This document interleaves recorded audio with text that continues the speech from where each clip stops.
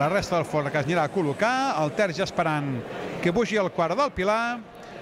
6 de descarregats, el darrer el vàrem poder veure el passat dia 31 de juliol a la festa major de la Vall del Castell a Martyrs Street, el 6è de l'any, 6 de 6 aquest any, a excepció d'un Pilar de 6 carregat al Camp Nou de Barcelona en un acte d'un divendres vespre. Tots els pilans s'han descarregat. El donen prova a la primera, per tant intent balitjar de Pilar 7 en folre dels castellers de Vilafranca. Es col·loca el quint del Pilar, comença a pujar tot just ara l'aixecadora del Pilar i l'enxaneta, que ràpidament també anirà darrere per anar-se a col·locar. Avui els castellers de Vilafranca podrien completar la millor actuació de la temporada dels castellers de Vilafranca, evidentment. Recordem que la millor la tenen els Minyons de Terrassa.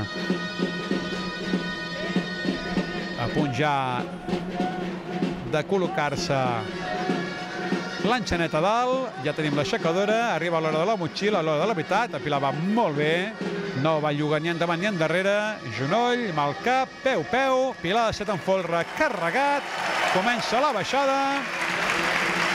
Aquesta baixadeta de l'enxaneta força bé, el Pilar tranquil, no se'n va gens ni mica cap endavant, el terç no s'ha d'acotar, el quart tampoc, i per tant els castellers de Vilafranca, que completaran el seu 7è Pilar de 7 en folre de la temporada, completen la seva millor actuació de l'any amb el 3 de 9 en folre, el 5 de 8 amb l'agulla, el 4 de 9 en folre segon intent i el Pilar 7 en folre. Millor impossible, bon resultat. El que volien fer a la Bisbal l'ho han aconseguit sense problemes, i els verds magnífics en aquesta actuació castellera a la Bisbal un any més, essent la millor colla en aquesta plaça de la Bisbal del Penedès.